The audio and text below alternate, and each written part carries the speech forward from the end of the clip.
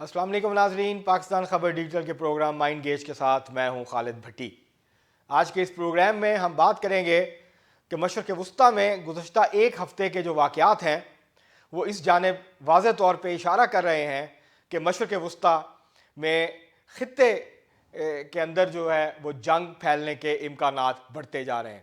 مشرق وسطیٰ میں جنگ کے سائے جو ہیں وہ گہرے ہوتے جا رہے ہیں۔ مشرق وسطیٰ اس وقت جنگ کے دہانے پہ کھڑا ہے۔ پے در پہ جو واقعات ہوئے ہیں اور جس میں اسرائیل براہ راست جو ہے وہ ملوث ہے، اور ایران، حزب اللہ، جبکہ حماس یہ الزام لگا رہے ہیں کہ اسرائیل جو ہے وہ ٹارگٹ کلنگ کر رہا ہے، ان کے جو کمانڈرز ہیں ان کے اوپر حملے کر رہا ہے، ان کو مار رہا ہے، اور اس کے نتیجے میں خطے کے اندر جو تناؤ ہے اسرائیل اور ایران کے درمیان، اس کے اندر مسلسل جو ہے وہ اضافہ ہو رہا ہے۔ کشیدگی جو ہے وہ ہر گزرتے دن کے ساتھ بڑھتی جا رہی ہے۔ ایک طرف یہ صورتحال ہے، دوسری طرف حوثی باغی جو ہیں وہ ریڈ سی میں روزانہ کی بنیاد کے اوپر جو اسرائیل کے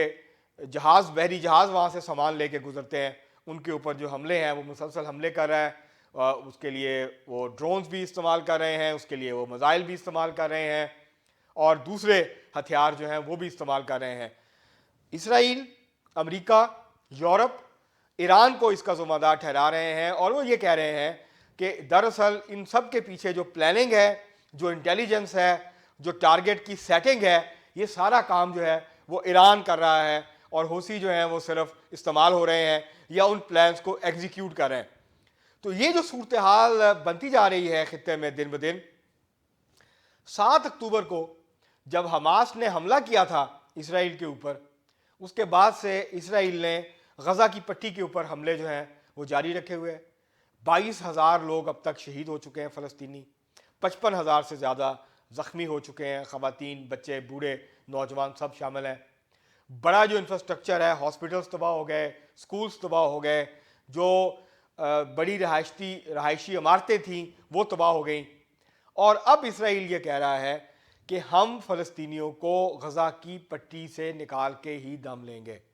اور انہوں نے یہ کہا ہے کہ اب ہمارا سیکنڈ جو مرحلہ ہے وہ شروع ہو گیا ہے، اب ہم نے غزہ کی پٹی سے فلسطینیوں کو مکمل طور پہ بے دخل کرنا ہے اور نکالنا ہے۔ تو یہ اب باتیں ہو رہی ہیں، اس کے اوپر اب بات چیت ہو رہی ہے۔ امریکہ جو ہے اس نے یہ کہا ہے کہ ہم اس کی حمایت نہیں کرتے، فلسطینی جو ہیں وہ غزہ میں رہنا ان کا حق ہے، لیکن دوسری طرف ساؤتھ افریقہ نے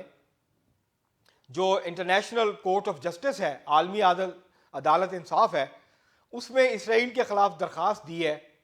کہ اسرائیل جو ہے وہ جنوسائیڈ یا قتل عام کا یا نسل کشی کا مرتکب ہو رہا ہے غزہ کی پٹی کے اندر، اور 11 اور 12 جنوری کو اس کے اوپر سماعت ہوگی، اس کے اوپر ابتدائی سماعت ہوگی۔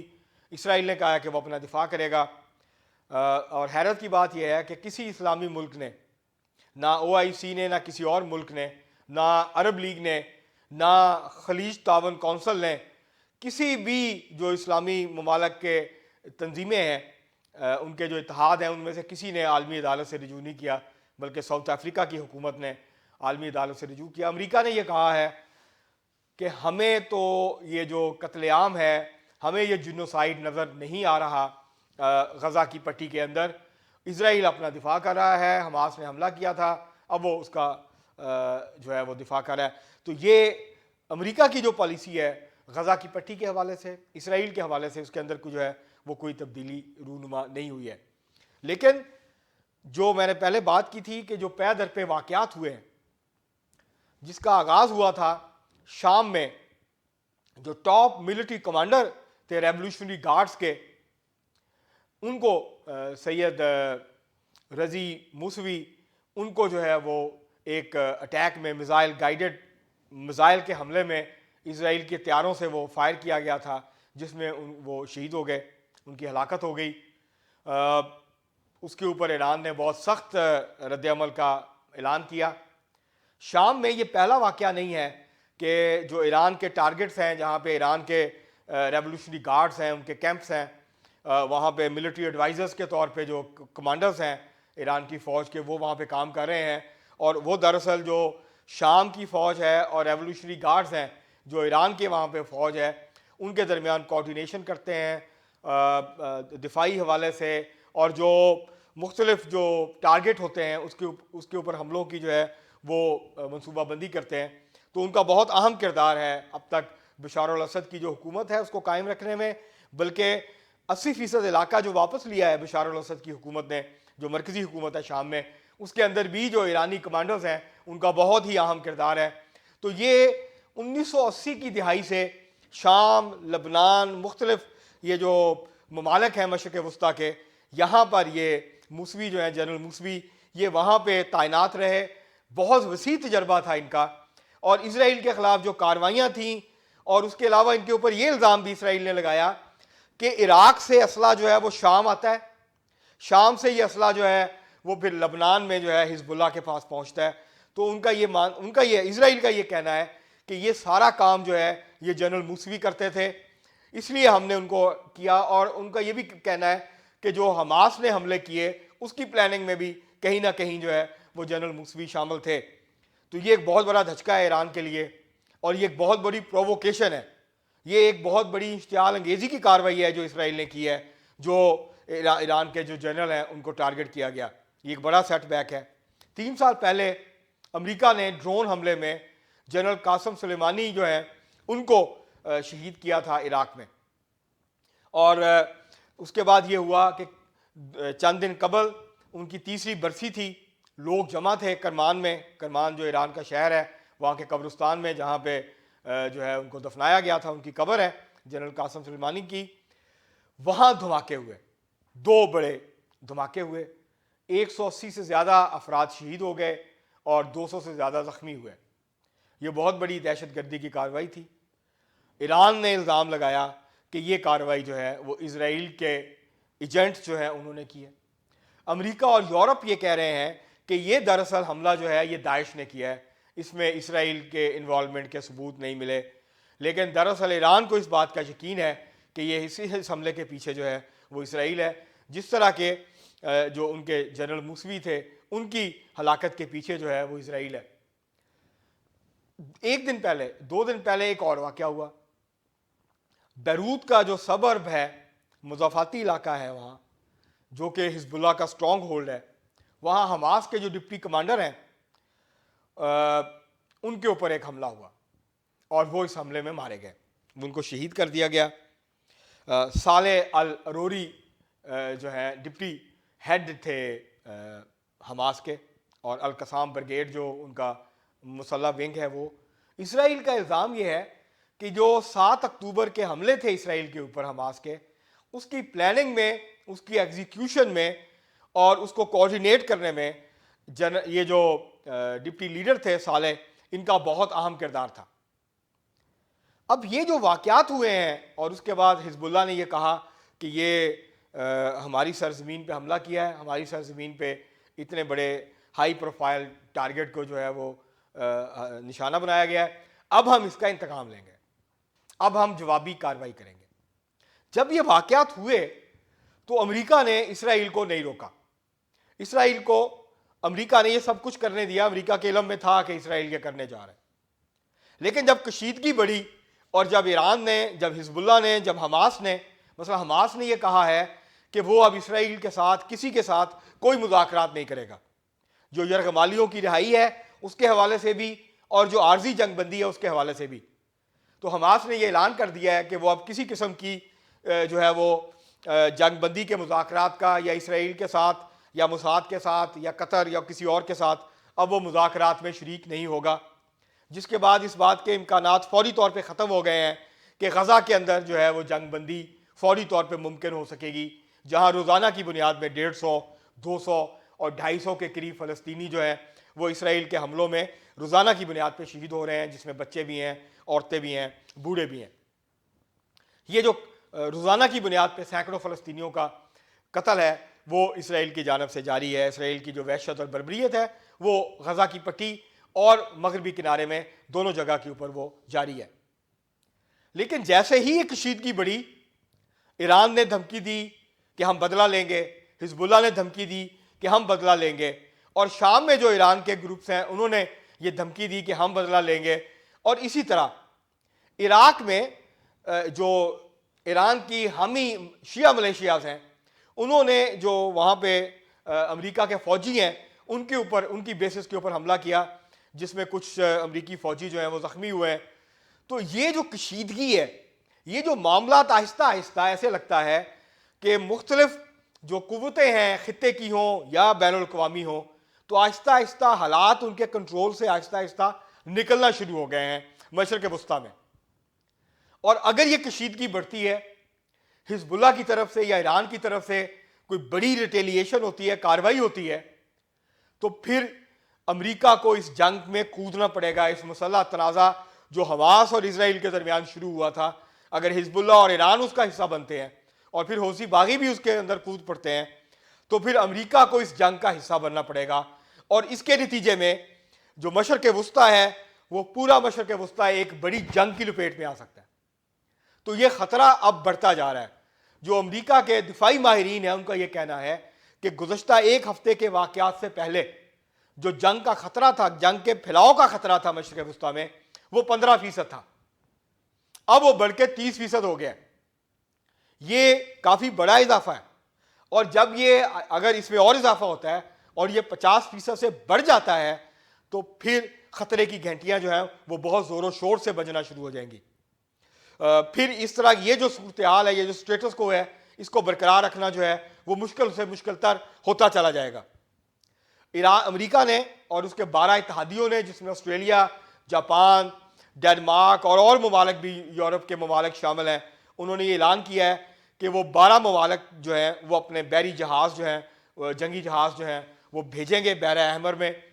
جہاں پہ حوثی باغی جو ہیں وہ نہ صرف یہ کہ اسرائیل کو جو جہاز لے کے جاتے ہیں سامان، اس کے اوپر حملے کر رہا ہے، بلکہ وہ دوسرے جو شپس ہیں ان کو بھی نشانہ بنا رہا ہے۔ تو ابھی تک براہ راست جو ہے حوثی باغیوں نے اسرائیل کے اوپر کوئی حملہ نہیں کیا یا امریکہ کے اوپر کوئی حملہ نہیں کیا، لیکن جہازوں کے اوپر حملے جو ہیں وہ جاری ہیں، جس کے نتیجے میں ایک ہفتے سے زیادہ جو تجارت تھی وہ بند ہو گئی تھی اس بحری گزرگاہ سے، اور یہ بڑی اہم بحری گزرگاہ ہے،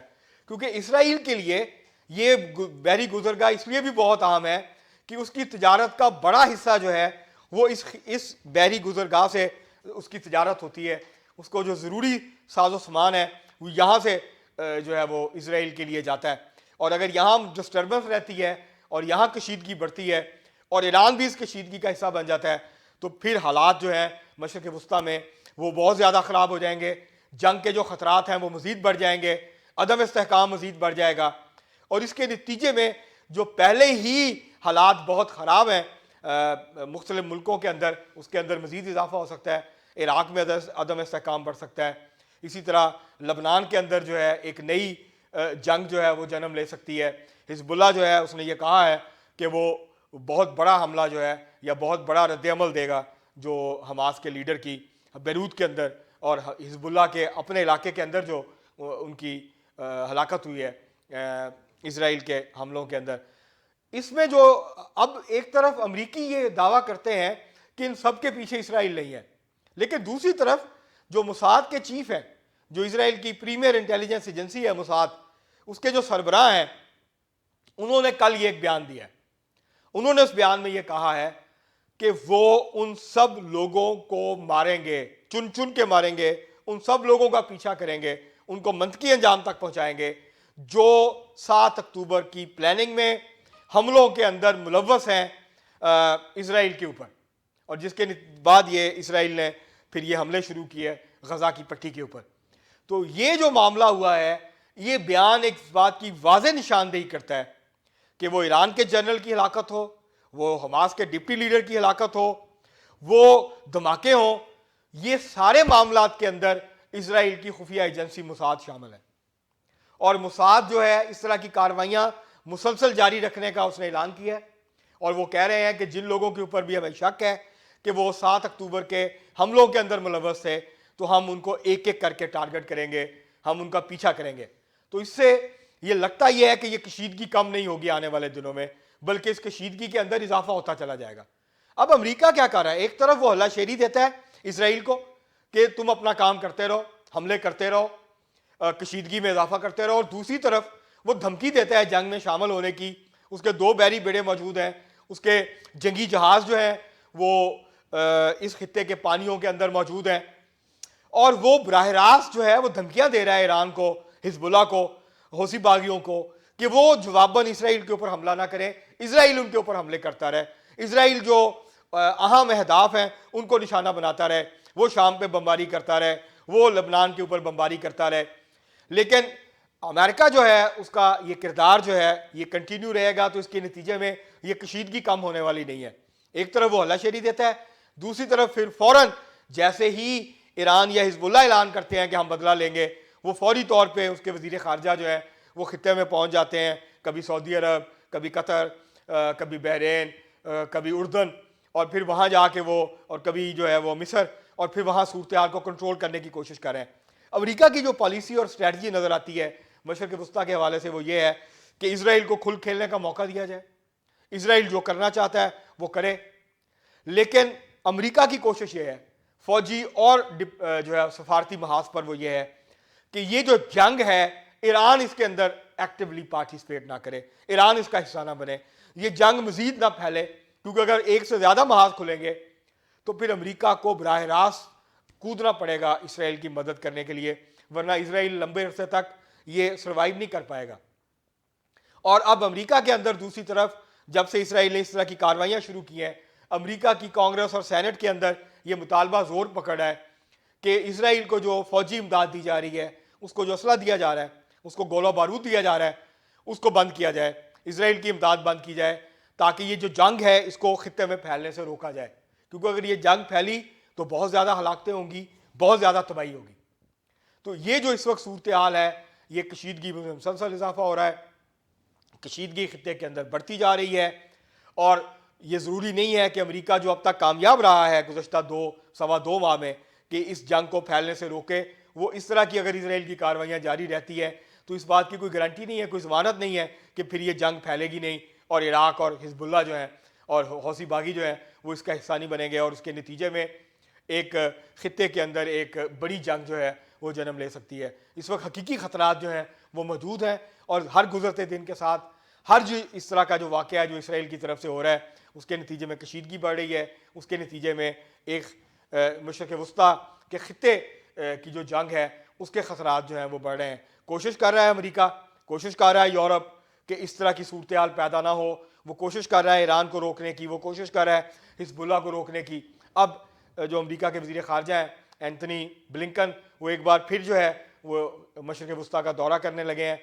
وہ کوشش کر رہے ہیں کہ اس جنگ کو جو ہے وہ آگے بڑھنے سے روکا جائے، لیکن اگر اسرائیل کو امریکہ نہیں روکتا، اسرائیل کے آگے بڑھتے ہوئے قدم نہیں رکتے، تو پھر مشرق وسطیٰ میں جنگ کا جو خطرہ ہے وہ حقیقت بن سکتا ہے، اور ایک بڑی تباہی ہو سکتی ہے، انفراسٹرکچر کی بھی، وہ انسانی جانوں کی بھی، اور اس کے نتیجے میں عالمی معیشت کو جو ہے وہ نئے چیلنجز جو ہیں وہ درپیش ہو سکتے ہیں۔ اس پورے خطے کی جو معیشتیں ہیں ان کو بڑا دھچکا لگ سکتا ہے، ان کی جو معاشی گروتھ ہے اس کے اندر بڑی گراوٹ آ سکتی ہے۔ تو یہ جنگ جو ہے یہ کسی بھی مسئلے کا حل نہیں ہے، لیکن اسرائیل جو کر رہا ہے، امریکہ جو کر رہا ہے، اور جس طرح عالمی طاقتیں اس کے پیچھے کھڑی ہیں، یورپی طاقتیں اس کے پیچھے کھڑی ہیں، تو اس بات کے امکانات کو نظر انداز نہیں کیا جا سکتا، رول آؤٹ نہیں کیا جا سکتا کہ مشرق وسطیٰ میں ایک نئی بڑی جنگ جو ہے وہ جنم لے لے، اور پھر وہ پوری خطے کو اپنی لپیٹ میں لے لے۔ آج کے لیے اتنا ہی، بہت شکریہ۔